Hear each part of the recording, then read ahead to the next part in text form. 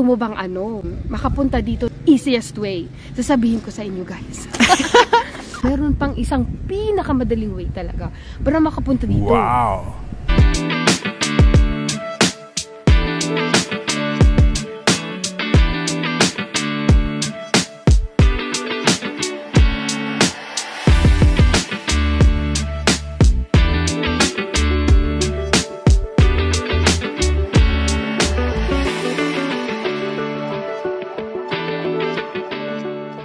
Welcome to my channel, Pinay Double Dutch.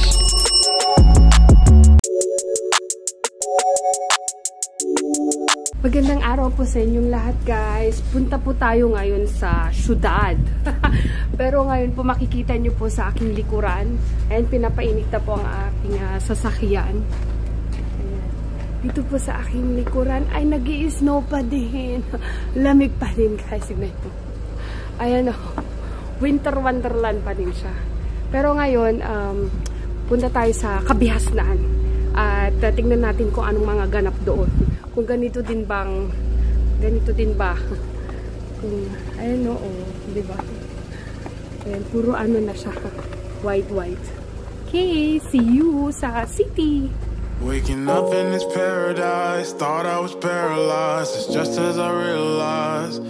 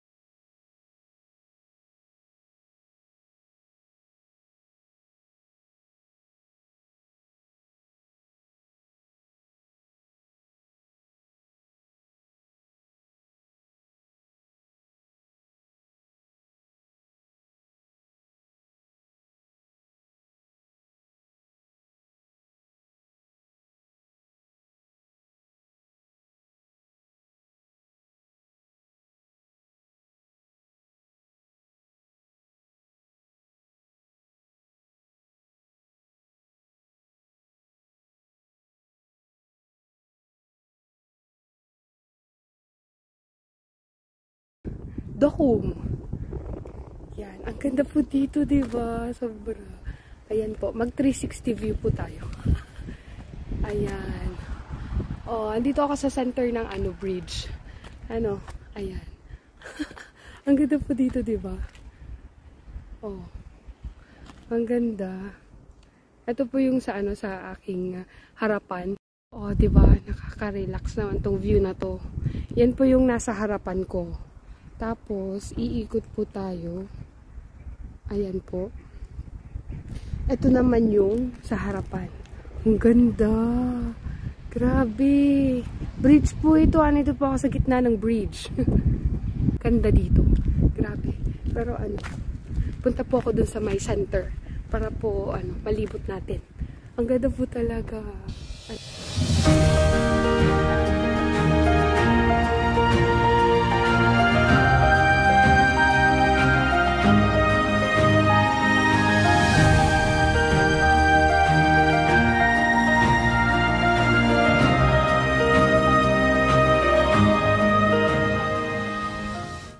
Ayan, ganito po yung mga bahay dito. Ang gaganda, no? Kasi dito na po tayo sa sentro ng syudad. Syudad talaga. Dito po tayo sa Dohom. Ano po to? Isa pong city sa Friesland. Ayan, na-feature ko na po to dati eh. Pero, papakita ko po ulit sa inyo kasi nga ang ganda po ng iba na naman yung season. Kaya pakita ko po sa inyo. Ang ganda, diba? Wow naman yan. Baba, ang ingay ng scooter. Oh. Ganito po. Oh. Welcome po sa Dutch City. Isa pong napakagandang Dutch City. Ang ganda, diba? Ayan. Andun po tayo kanina. Andun po tayo sa may gitna ng bridge.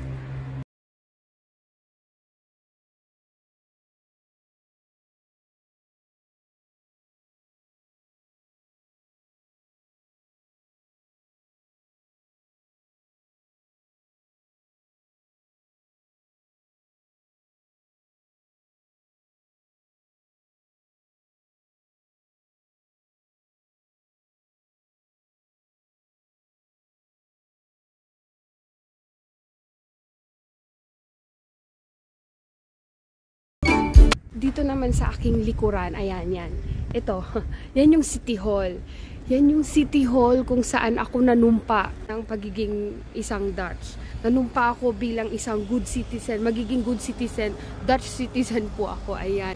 Diyan po ako nanumpa, ayan o, ayan. Diyan siya. Ay, sinanggaling. Kung kanina guys, nandun tayo sa may gitna nung nung bridge na yon. Andito naman na tayo sa gitna ng ng city. Ayan, ito po yung Keerpunt. Meron tayong English translation. Ayan, basahin na lang natin. Meron ginaganap dito na Elfsteden Talk. Ang tawag doon tour skating event. Ayan, basta dito sila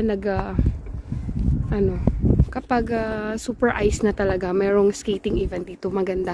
Sana masaksihan natin this year. Ayan guys, umupo na ako. Magkwentuhan muna tayo. Wala lang. Ang lamig kasi. Kailangan ko umupo. Ayan, dito nga sa City Hall na ito, ako nanumpa bilang isang Dutch citizen.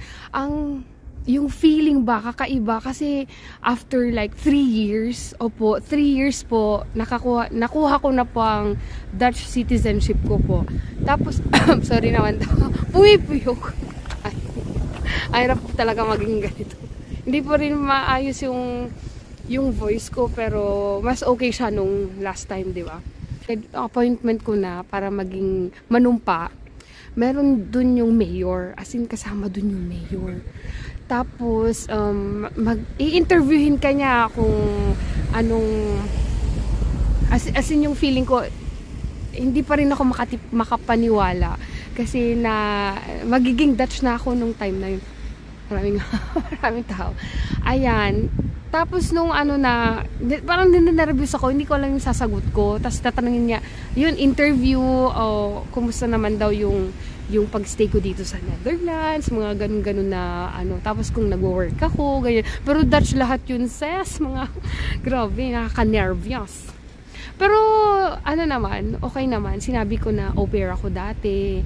Tapos yun nga, nag-decide ako magstay dito kasi nga nagustuhan ko tong Netherlands na maraming opportunities, ganyan. So yun, totoo naman siya kasi wala masyadong mga dito eh.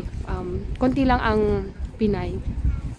Kasi itong probinsya na hi!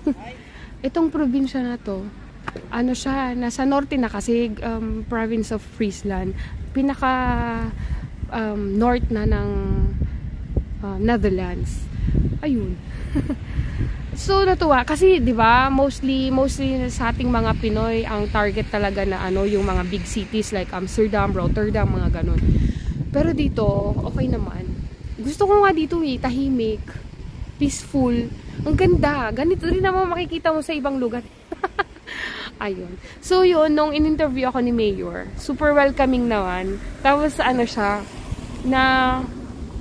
may buhok pa dun sa... Ayun, tapos binigyan pa nila ako ng pabulaklak. Na-post ko na yun pero ilalagay ko pa din dito. Yun, congratulations, ganun siya. Tapos nanumpa ako bilang isang Dutch citizen. Binigyan, may pakape pa habang nag-i-interview. Nagkape, tapos meron pang tart. Ibig sabihin, tart. Cake. May pa-cake pa sila, tapos binigyan ako ng bouquet of flowers. So, diba?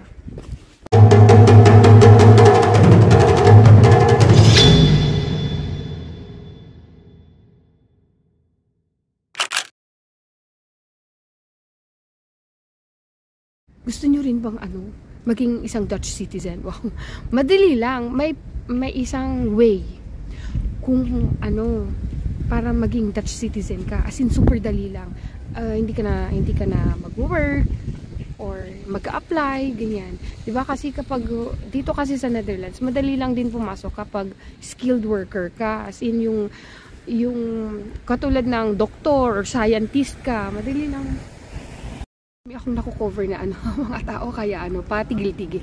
Sorry naman daw, guys. Ayun, gusto mo bang maging makapunta dito in easiest way? Sasabihin ko sa inyo, guys.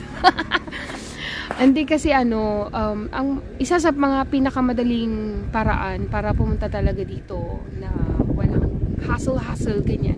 Hindi, ma-hassle pa din. syempre, kung skilled worker ka, madali ka lang pumunta dito. Like, yun na nga, pag doktor ka, scientist, engineer, mga web designers, ganyan. Hindi man yun dito. Apply lang kayo sa ano, ilalagay ko sa link, sa description, yung link kung paano kayo mag-apply. Madali lang. Tapos yun nga, di ba nasabi ko na sa inyo, madali lang din makapunta dito kapag gusto mo maging au pair. Pero open lang yun sa mga ano mga 18 to 25 years old na babae.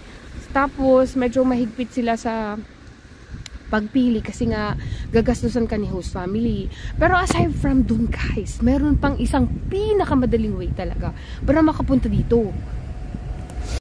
Guys, ibahin ko yung ano, yung pwesto ko kasi ang daming dumadaan doon, tapos tinitignan nila ako, niya ako guys.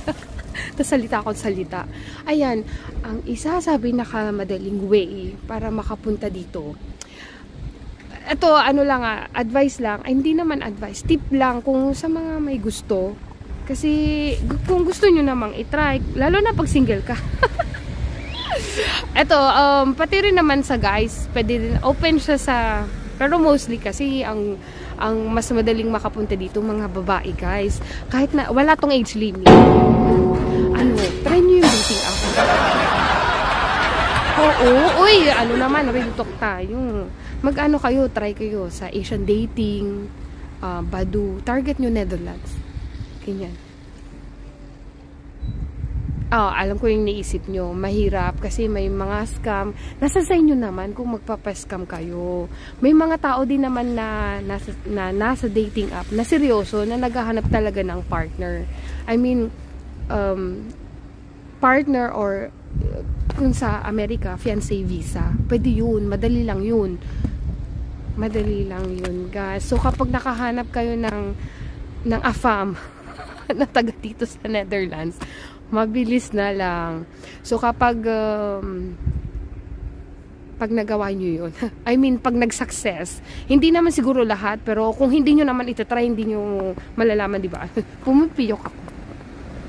Ayun, kung gusto nyo i-try, ayun nga, kapag nandito ka na, within 3 years lang na nagsama kayo, kasi sponsoran ka niya, yung sponsor mo, within 3 years, na nandito ka sa Netherlands, syempre may visa ka noon, legal na visa, tapos, kasi, kung, wait lang, para magkaroon ka ng Dutch citizenship, kailangan mong magkaroon ng valid na residence permit, yun nga, through your sponsor. Tapos, kailangan mo kailangan yung magstay together ng 3 years. 3 years lang naman, mag-dis ka na. Para sa passport. Joke lang. Ayun, 3 years, tapos, kailangan mong ipasa yung Dutch integration exam. Kailangan mong mag-integrate. Parang, ano yun, IELTS.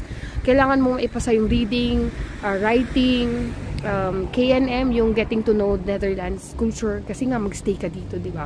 Tapos kailangan mong mag-aral ng paano makipag-communicate. Ang lamig! Kung kailangan mo makipag-communicate, kailangan mong pag-aralan kung yung Dutch na salita. Tapos kailangan mo ring makapagsulat in Dutch. So kailangan mong ipasa yung exam na yun, yung Dutch integration exam. Pag naipasa mo yun, bibigyan ka ng diploma. Ayun, kasi isa rin yun sa requirements para makapag-apply ka ng Dutch citizenship. Ayun lang guys, yun lang. O, Dutch citizen ka na. Di ba? Yun lang. At least may na-share ako sa inyo. Yun lang. Hanggang sa muli.